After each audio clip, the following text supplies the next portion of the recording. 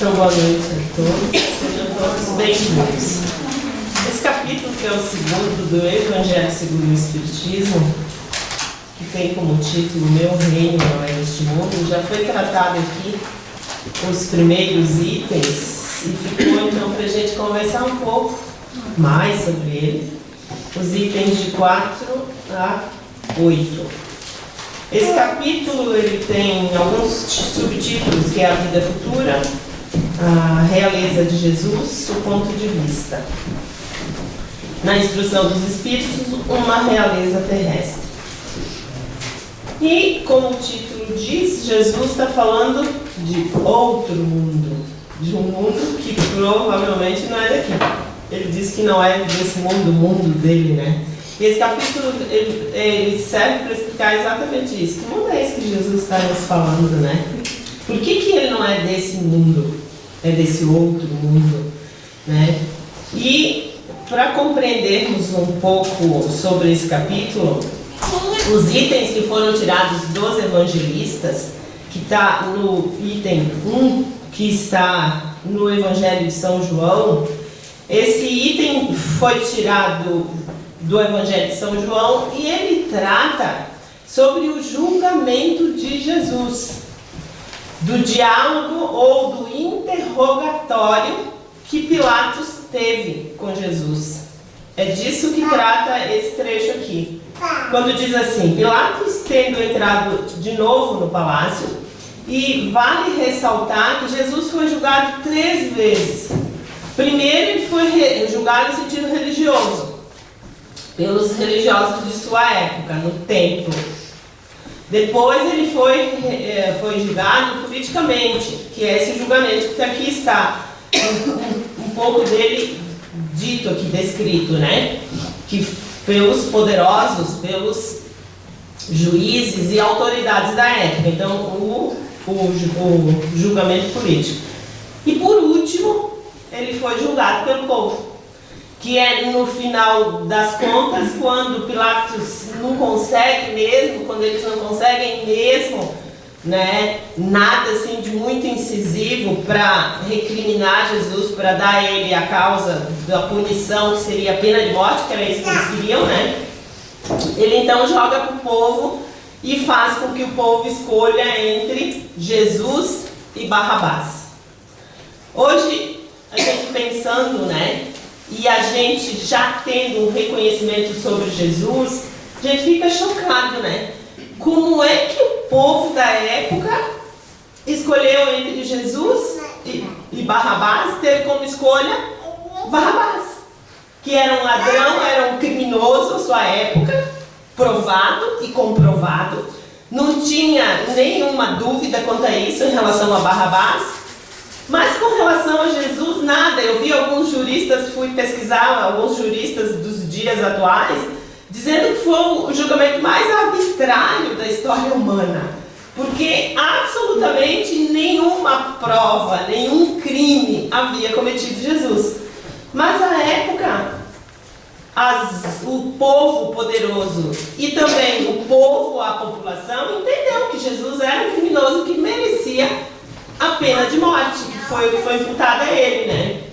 Foi a pena de morte. Então Pilatos tendo entrado de novo no palácio, feito vir Jesus à sua presença, perguntou: És, pois, rei dos judeus? E aí, por que essa preocupação com relação a essa pergunta, né? Porque eles tinham que ter um motivo para condená-lo, né? Como falei antes. E esse seria um crime gravíssimo, se Jesus se reconhecesse como um possível rei, ou um rei de fato, né? E por que tudo isso? Porque os judeus, eles tinham uma profecia que dizia que viria um Messias, um Salvador do seu povo, né? E que iria salvar o povo da opressão do domínio estrangeiro, que seria um descendente de Davi, esse Messias, e que viria restituir o reino de Davi e recompor, né, a questão social do povo judeu, refazer a pátria deles. Então, os judeus, segundo essa profecia, esperavam que viria. Jesus realmente foi anunciado pelos profetas, né, como um salvador, como um rei, para eles assim foi interpretado. Então, a notícia ao tempo de Jesus, das pessoas que esperavam isso, que encontravam em Jesus, de certa forma, esse Messias enviado de Deus, e Jesus, em uma ou outra ocasião, ele se dizia um representante da verdade divina, né? E por outras tantas falas de Jesus, ele foi sendo identificado como esse Messias, como esse enviado de Deus. Os poderosos da época se sentiam intimidados com essa ideia, a ideia de que houvesse alguém, né, que tivesse a intenção de ter uma posição social à época deles, né, que fosse afrontar de repente, ou quizá combater os tronos, os cargos políticos, os cargos que eles ocupavam à época. Então eles estavam sempre, né, na espreita com relação a qualquer que fosse que ameaçasse o poder deles, que ameaçasse a posição social que eles ocupavam. Então era uma das questões que eles tinham que perguntar a Jesus ou interrogar sobre isso para ver se Jesus afirmava isso. E isso seria para eles um motivo de condenação e de morte, né? Então ele perguntou a Pilatos, né? És o rei dos judeus? Respondeu Jesus, meu reino não é deste mundo. Ele não disse nem que sim e nem que não. Ele disse que o reino dele não era deste mundo. Se o meu reino fosse desse mundo, minha gente houvera combatido para impedir que eu caísse nas mãos dos judeus.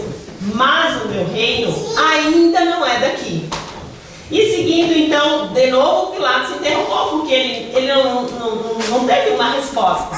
Enfim, né? Aquilo que ele queria ouvir, ele não ouviu. Então ele insiste na pergunta. És, pois, rei? Jesus diz, então, tu dizes, sou rei.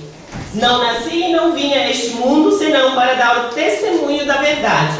Aquele que pertence à verdade, escuta a minha voz.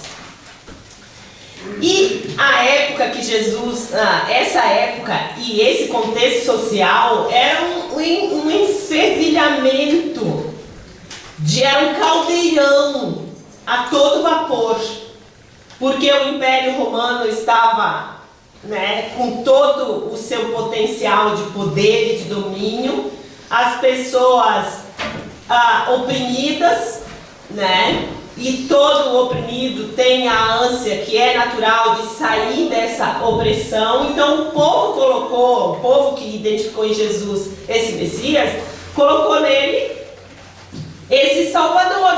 O Salvador que iria tirar eles desse domínio, dessa opressão, né? Que estavam sob o jugo ali, então, do Império Romano, né? E nessa ânsia, né, de libertação, existia uma contradição. Porque, apesar deles entenderem que Jesus seria esse Messias, eles observavam que Jesus não tinha características desse Messias, desse rei, desse homem poderoso que iria tirar eles, arrancar das garras do poder e da opressão. Então existia essa contradição. Inclusive os apóstolos tiveram dificuldade de entender Jesus nesse quesito. E foi um dos motivos que levou Judas a trair Jesus. Porque Judas não entendia um reinado, um reino, né, que fosse um reino pacífico. Ele não entendia a plataforma de Jesus no sentido de instalação do reino de Deus ali naquele lugar. Não entendiam.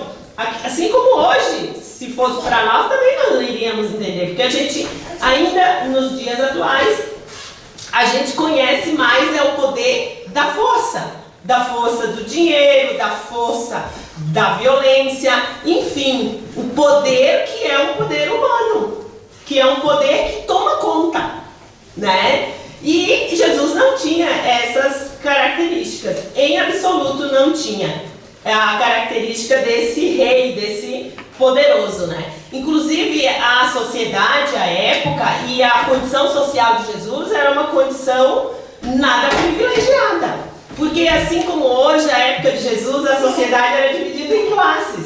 Tinha classe alta, tinha classe média e tinha classe baixa, baixíssima. A classe alta era que fosse tipo 1% da sociedade.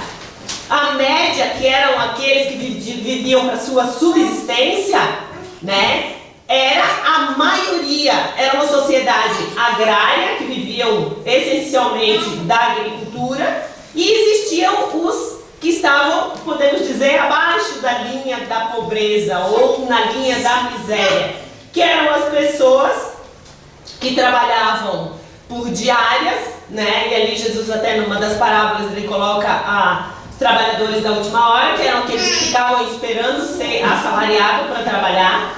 Existiam os que eram degradados da sociedade, então essa classe era a classe que estava lá, que viviam, só conseguiam sobreviver.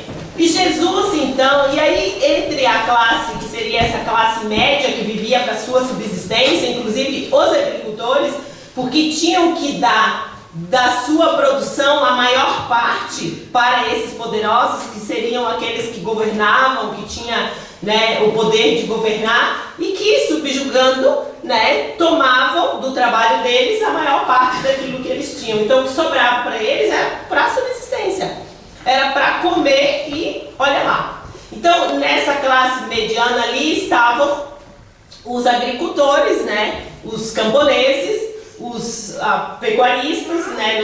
Que tinham as ovelhas, os animais, né? Para abate, enfim. Todos esses que seriam os operários estavam ali no segundo plano, mas viviam para a sobrevivência. E nessa mesma faixa social estavam os artesãos. E dos artesãos nós vamos tirar os carpinteiros.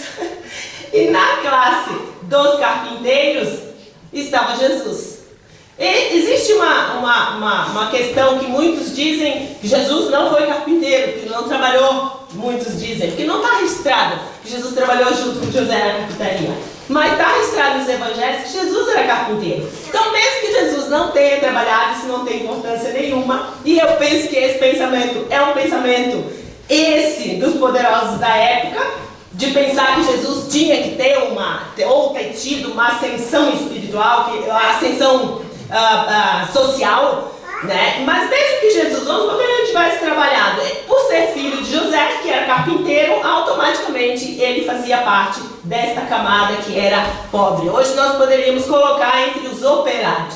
Então, se Jesus estivesse reencarnado ou viesse reencarnar hoje, nessa mesma condição social, ele seria um operário, uma pessoa do povo, comum, como a maioria de nós. Seria o povão, diríamos, né? Uma pessoa que nem se iria perceber por conta da sua posição social.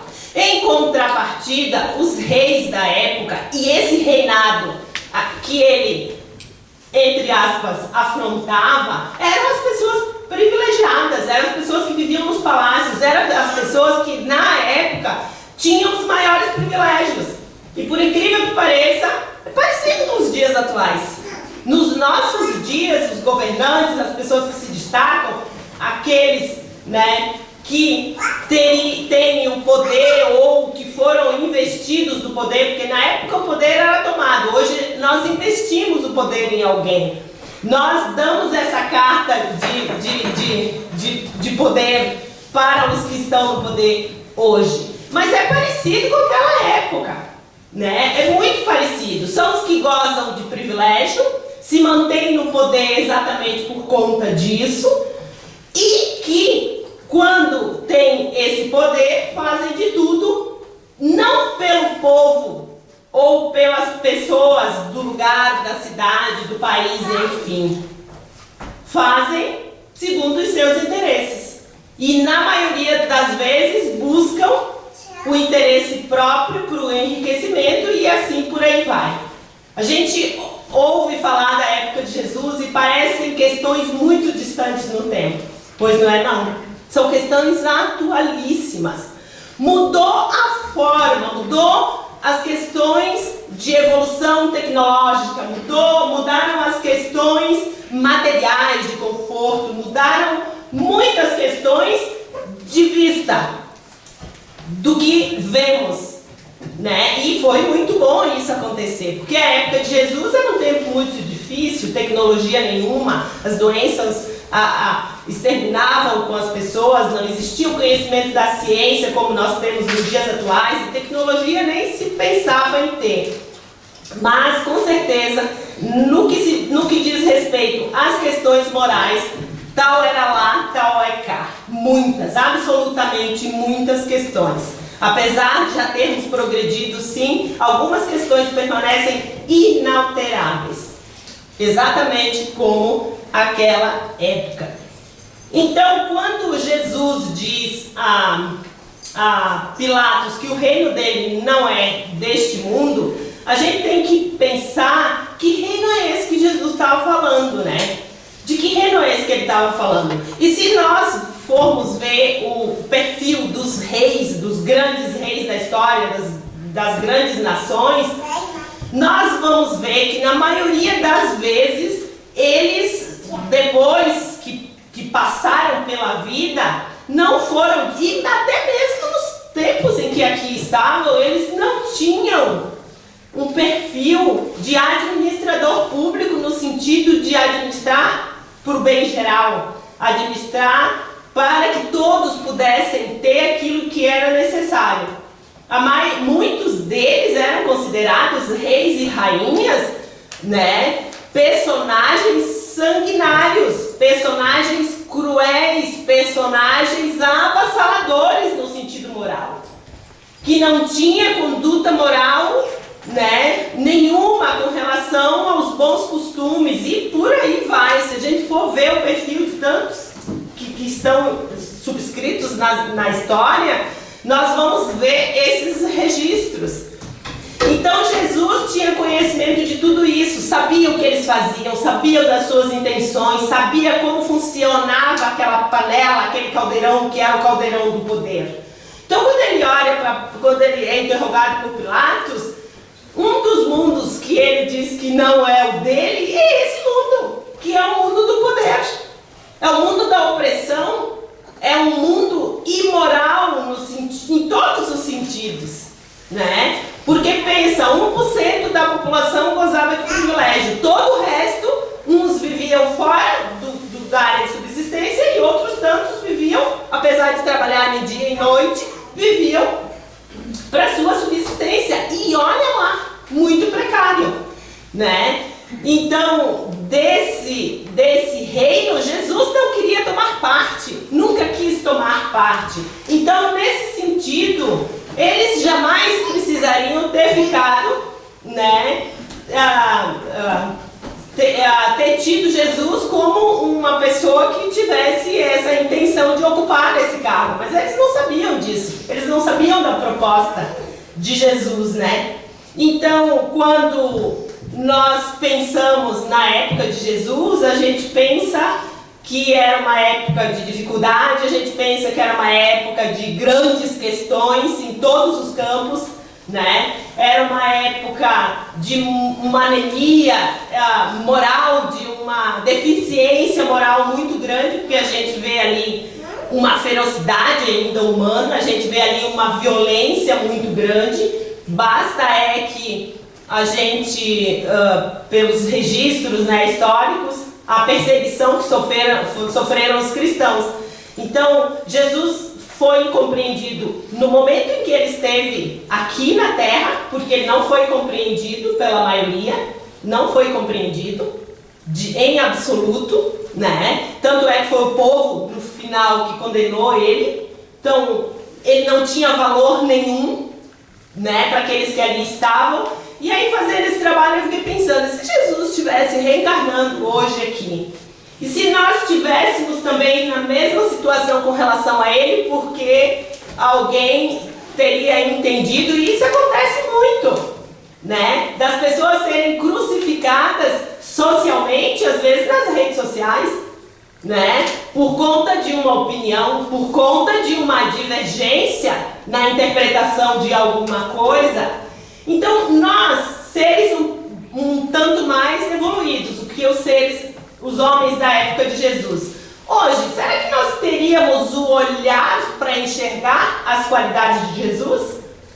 Será que nós teríamos essa visão dilatada de valores humanos e entenderíamos que Jesus deveria ser absolvido e Barrabás então punido? Isso tudo me passou pela cabeça no momento que eu estava fazendo isso, porque eu pensei, são 2000 anos depois, mas muitas pessoas continuam sendo crucificadas e são inocentes, né? No sentido de delito. E os valores humanos continuam muito distorcidos. Muito distorcidos, assim como na época de Jesus, né? E foi por conta disso, dessa deficiência ainda de caráter, e isso se explica porque somos seres espirituais ainda em evolução, então ainda não adquirimos essa visão, né, de mundo, de pessoa, de valores. Então hoje, nos dias atuais, né, o que será que nós faríamos? E aí, para essa reflexão, nós podemos pensar da seguinte forma: o que nós valorizamos nas pessoas? O que nós observamos de bom que está por aí e que a gente compra, leva para casa, ou que entra na nossa casa porque a gente permite e a gente dá valor a isso? Porque o que tem valor é aquilo que nós damos valor. Há pessoas que dão valor à natureza. A natureza tem valor. Há pessoas que depredam a natureza. A natureza não tem valor. Pessoas que dão valor ao dinheiro. Então o dinheiro tem valor. Há pessoas que dão valor ao poder. Então o poder tem valor para essas pessoas. Há pessoas que a família tem valor. Então dão valor à família. Há pessoas que se valorizam, se engrandecem, se enaltecem, cuidam de si e aprendem a amar-se. Isso é dar valor. Então, para a gente saber que julgamento faríamos de Jesus, basta que a gente pense de tudo que nós estamos mergulhados, porque estamos mergulhados no mar de informações, no mar de pensamentos, no mar de muitas coisas acontecendo. E esse tempo, dizem os Espíritos, que é um tempo muito parecido com os tempos da época de Jesus. Aquele caldeirão fervilhante, borbulhante, onde tinha muitas coisas e tínhamos que escolher entre umas e outras. Nós estamos num tempo parecido. Então, o que nós estamos valorizando? E aí estão as redes sociais para a gente ter um parâmetro sobre isso. Aí estão as mídias, aí estão a nossa convivência uns com os outros. Nós estamos mergulhados nesse mundo todo. Então, o que valorizamos no mundo que aqui está? Porque aqui tem coisas boas e aqui tem coisas ruins, coisas que nos levam à edificação e tem coisas que nos levam à nossa ruína moral ou à nossa estagnação espiritual, no sentido de progresso, no sentido de angariar para nós um homem melhor, como o Carlos falou aqui no começo em sua prece, que é essa a nossa proposta para estarmos aqui. Então, se fizermos esse balanço de consciência, nós já vamos ter uma ideia no nosso dia a dia do tempo que a gente gasta com umas e outras coisas, quais que seriam os valores que nós observaríamos em Jesus, se ele estivesse aqui. Ou a gente olharia como o povo olhou a sua época, que foi alguns poucos apenas que enxergaram nele essa pessoa de valor, né? E aí essa visão que nós teríamos dele é uma visão que vai de acordo com os nossos valores, com aquilo que nós já entendemos como coisas valorosas, como aquilo que vale realmente a pena, né? E aí, nesse mesmo item, para seguirmos mais um pouquinho, tem o exemplo que é uma realeza terrestre. Porque das comunicações que o Allan Kardec recebeu, tem lá no livro Céu e Inferno, que é um livro, A Justiça Divina segundo o Espiritismo, ele fez uma classificação de espíritos, pessoas que haviam desencarnado por categoria, né? E ali tem algumas comunicações. E essa aqui é uma das comunicações que o Kardec selecionou. Comunicação no sentido do espírito desencarnado voltou para contar a sua condição, como é que ele se encontrava. E aqui ela vem falar sobre a realeza terrestre. Então ela diz assim, era uma rainha, né? Quem melhor do que eu pode compreender a verdade dessas palavras de nosso Senhor? Meu reino não é deste mundo? O orgulho me perdeu na terra. Quem, pois, compreenderia o nenhum valor dos reinos da terra, se eu não compreendia? Que trouxe eu comigo da minha realeza terrena? Nada, absolutamente nada. E como que para tornar mais terrível a lição, ela nem sequer me acompanhou ao túmulo. Rainha entre os homens, como rainha julguei que penetrasse no reino dos céus. Que desilusão, que humilhação, quando em vez de ser recebida aqui, qual soberana, vi acima de mim, muito acima de mim, homens que eu julguei insignificantes e aos quais desprezava por não terem sangue nobre. Como então compreendi a esterilidade das honras e grandezas que com tanta avidez se requestam na terra.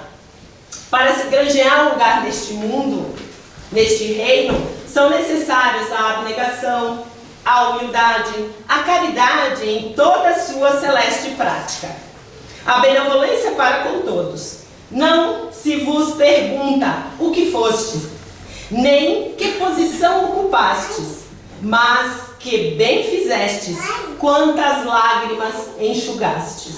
Ó Jesus, tu o dissestes, teu reino não é deste mundo, porque é preciso sofrer para chegar ao céu, de onde os degraus de um trono a ninguém aproximam. A ele só conduzem as veredas mais penosas da vida. Procurai-lhes, pois, o caminho através das uzes e dos espinhos, não por entre flores. Correm os homens por alcançar os bens terrestres, como se o houvessem de guardar para sempre. Aqui, porém, todas as ilusões se somem. Cedo se apercebem eles de que apenas apanharam uma sombra e desprezaram os únicos bens reais e duradouros, os únicos que eles aproveitam na morada celeste, os únicos que eles podem facultar acesso a esta. Compadecei-vos dos que não ganharam o reino dos céus, ajudai-os com as vossas preces, porquanto a prece aproxima do Altíssimo o homem, é o traço de união entre o céu, a terra e o céu. Não esqueçais. E aqui ela assina: Uma Rainha de França, Havre, 1863. Então ela foi rainha na França. E aí então temos que nos lembrar de novo de Jesus, mas de Jesus através do Espiritismo. Porque o Espiritismo é Jesus de novo em nossas vidas. É o Jesus dos dias atuais. E eu falo Jesus dos dias atuais não porque nós tenhamos deixado o Evangelho de lado. Não, bem o contrário. O Evangelho de Jesus é a pauta principal na codificação de Allan Kardec. Só que, segundo as instruções dos Espíritos, o Espiritismo vem exatamente alargar esses horizontes. E ele vem fazer uma das coisas que Jesus também se aplicou em demonstrar, em deixar registrado, que é sobre a imortalidade da alma, é sobre a continuidade da vida. Aqui mesmo, nesse capítulo, o Kardec colocou um título que é o ponto de vista. E ali vem falar que o ponto de vista que nós temos de encarar a vida terrena ou essa vida imortal de espírito, ela faz muita diferença em nossas vidas. E aí quando a gente vê registrado ali o depoimento dessa rainha, nós vemos que são espíritos que vivem na condição apenas de homens materiais. Vivem um momento como se fosse o único. Vivem um momento como se depois daqui não existisse nada. E são os materialistas. Porque muitos daqueles de nós que acreditamos sermos espiritualistas, de acreditarmos que temos algo que prevalece, que permanece depois da vida física, muitos destes crentes não vivem conforme dizem acreditar. Muitos de nós, no nosso dia a dia, Porque a gente vive como se aqui fosse o último momento. A gente vive como se tudo o que nos envolve fosse só o que nos baste. A gente vive como se essas coisas que são materiais e que sustentam o corpo e que são necessárias, não é isso que eu quero dizer, que não são necessárias e que poderíamos também nos despojarmos disso, até porque não viveríamos, mas que não tivessem importância, tem importância sim.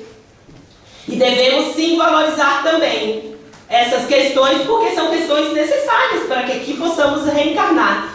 Mas o que fala ali no ponto de vista dessa visão materialista é que vivemos como se só aquilo fosse o suficiente.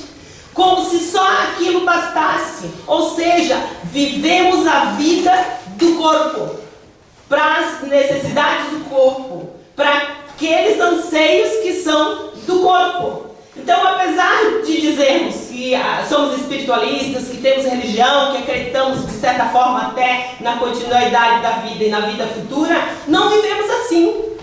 E ali a rainha então está nos dizendo que ela viveu aqui como rainha, como uma mulher do mundo, né? E segundo o depoimento dela, ela tinha esse conhecimento e ela acreditava que a vida continuasse. Mas era aquela crença, né, de morrer e ganhar o reino dos céus.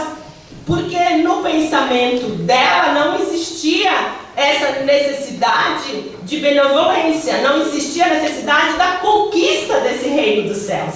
E é isso que Jesus vem nos dizer. E ele coloca, Jesus, alguns ensinamentos, dizendo para nós que é só através dessa mudança de roteiro de vida, quando ele coloca ali a parábola do bom samaritano, e ali ele coloca como uma condição essencial para que podemos ter então essa ascensão espiritual ao reino do céu. E reino do céu aqui nós vamos entender como uma felicidade, um bem-estar, uma gratificação, né, de bem-estar segundo o nosso comportamento, né? Então ali nesse depoimento nós vamos vendo que são um pouco de nós também, né?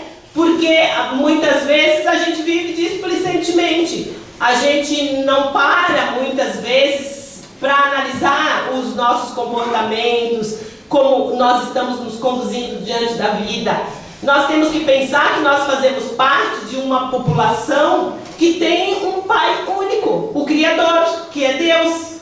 E que mais cedo, mais tarde, nós teremos que nos reconhecermos como irmãos e trabalharmos para isso, porque a gente fica esperando dos reis, das rainhas, daqueles que governam, né? A gente fica esperando dos governadores, dos prefeitos, dos presidentes, enfim.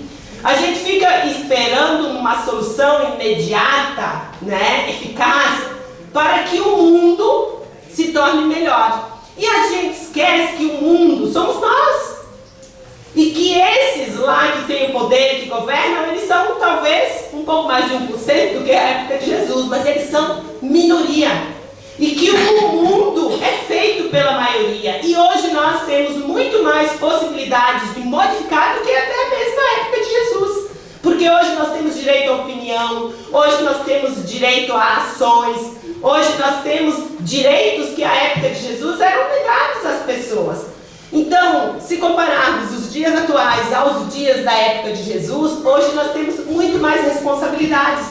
E isso o Espiritismo vem nos dizer. Temos mais responsabilidades, porque hoje nós estamos mais evoluídos, temos mais conhecimentos e temos mais responsabilidade, porque o meio onde a gente vive nos dá mais poder de ação, de agir, nos dá mais poder de escolha.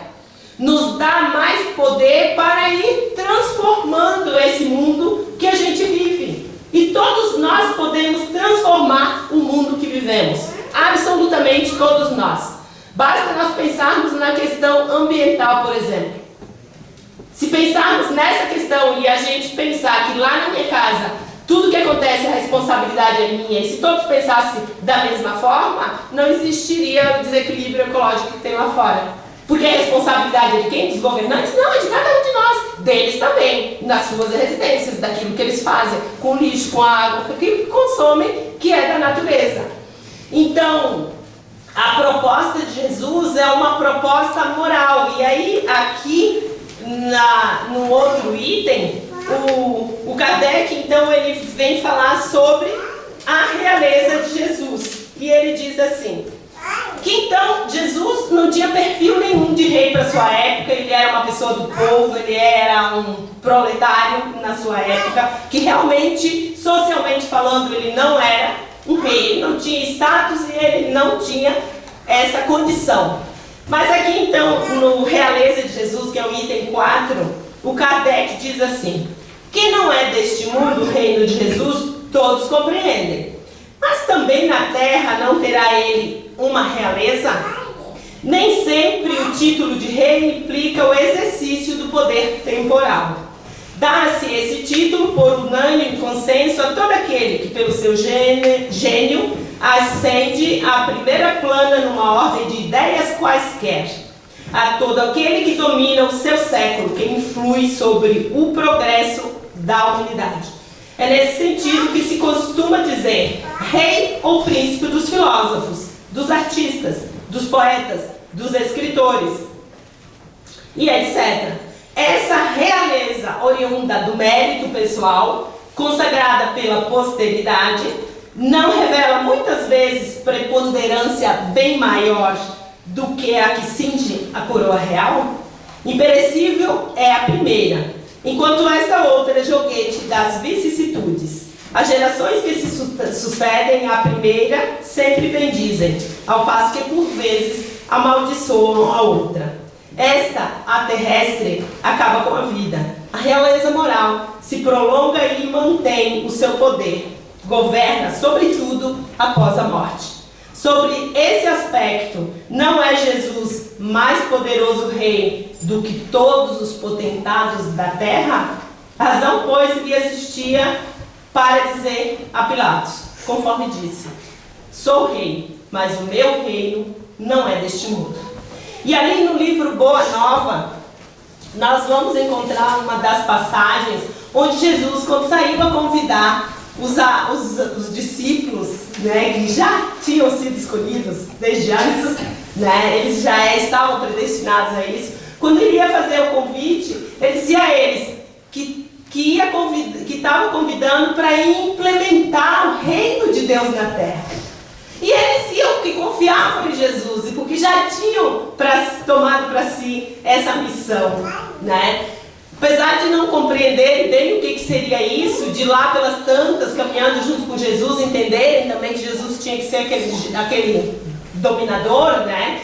Eles iam, né? E aí, numa das conversas, eles queriam saber de Jesus, mas onde é que seria a sede do reinado de Jesus? Qual seria a região que Jesus escolheria? Porque eles ficaram empolgados, né? Ficaram muito empolgados. Imagina se um de nós aqui fosse, né, requisitado para junto com alguém formar um reino, né? Ficaram muito empolgados pela ingenuidade, de certa forma. E lá pelas tantas, nas conversas, eles queriam saber detalhes sobre a implantação desse reino. Onde é que seria? Seria em Jerusalém? Seria em outra província? Enfim, e foi uma das conversas, chegou um dia então, que Jesus disse para eles que o reino de Deus, que Jesus iria implementar aqui na terra, era nos corações humanos. Era ali que ele reinaria. Então, quando diz aqui a mensagem que Jesus foi o maior dos reis no sentido de moralidade, ele foi porque ele está fazendo isso ainda hoje. E ele vai levar um tempo ainda para estabelecer esse reino no coração de cada um de nós.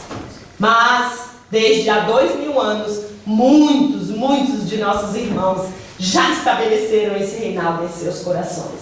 Basta ver aí o exemplo dos santos, dos grandes mártires, daqueles que hoje, muitos deles, proporcionaram que tivéssemos a doutrina espírita, que são os abnegados da alma, que doam as suas vidas em benefício dos outros mais necessitados. E no sentido moral, no sentido de indigência espiritual, todos nós que aqui estamos hoje, eu creio, não sei se tem um ou outro mais evoluído, mas enfim, creio que a maioria de nós foi beneficiado por estes que compreenderam antes a mensagem de Jesus. Por estes que receberam o chamado e o seguiram. Por estes que permitiram que Jesus estabelecesse dentro do seu coração esse reinado. E esse reinado é o reinado do amor, é o reinado da igualdade, é o reinado da fraternidade, é o reinado de nós olharmos uns para os outros como irmãos, como iguais que somos, pois que temos o mesmo princípio e teremos o mesmo fim, tanto materialmente falando, quanto espiritualmente falando. E falando de princípio e fim igual, e de possibilidades que temos todos nós durante a encarnação, possibilidades que são iguais para todos, na forma de justiça, nós vamos falar então da paternidade divina. É esse Pai que Jesus veio nos ensinar a amar. É um Pai de amor, de justiça, de bondade, que jamais abandona nenhum de seus filhos, que está sempre nos assistindo, que está sempre derramando sobre nós as possibilidades de vivermos aqui, de crescermos aqui, de trabalharmos esse campo que é o nosso coração. Então, Jesus sim, é o Rei dos Reis. Jesus sim, é aquele que devemos buscar o valor no nosso dia a dia. Porque valorizar Jesus e viver Jesus é colocar os ensinamentos dele nas entrelinhas de nossas vidas. É sim dizer não, mesmo que a maioria esteja dizendo sim. Porque ele disse que não seria fácil. E muitas vezes seguir Jesus é ir contra a correnteza. E isso muitas vezes fica um pouquinho difícil. Mas ele disse que para seguir ele tinha que ter coragem. Tinha que pegar a cruz, né? Mas ele disse também que a recompensa seria a felicidade. Então é esse o convite que fica, para que a gente olhe esse homem único, só ele é o que é. Vamos à nossa prece. E então agradecer pela vida, agradecer pelo conhecimento cristão, agradecer por este homem ímpar, por esta figura que jamais conhecemos outra igual. Agradecer a Ti, Pai, por esse amor incondicional, por esse olhar a conduzir os destinos de todos nós, por esse olhar de igualdade que faz com que aos poucos nós nos olhemos como irmãos. Obrigada, Senhor, por esta sociedade onde estamos inseridas, por esse contexto social onde aqui temos as possibilidades do aperfeiçoamento moral e espiritual. Obrigada, Pai, por esta natureza que nos rodeia, essa mãe gentil que sustenta a vida física e nos auxilia a desenvolver a moral. Obrigada, Senhor, por todos os irmãos que caminham conosco na nossa cidade, no nosso bairro, no nosso país. Obrigada por essa generosidade que nos coloca sempre em situação de aprendizado. E aqui te pedimos, Senhor, como a Rainha de França nos convocou, aqui nós te pedimos por todos aqueles que desencarnados estão, que estão em situação de dificuldade, até mesmo pelos nossos entes queridos, que muitos sabemos já partiram, por aqueles que estão entre a vida física e a vida espiritual, no leito de morte, por aqueles, Senhor, que no mundo espiritual não se reconhecem ainda como espíritos imortais, por aqueles, Senhor, que se transviaram nos caminhos do crime e que penam a dor do remorso. E por tantos outros irmãos nossos, Senhor, ainda em desequilíbrio, nós te pedimos que tu tenhas piedade, Senhor, que tu os acolhas, os auxilies, os fortaleça, para que possam caminhar com passos mais largos em direção a este futuro, que é o futuro espiritual. Então te agradecemos. Muito obrigada por hoje. Muito obrigada por tudo que nos oferece todos os dias de nossas vidas.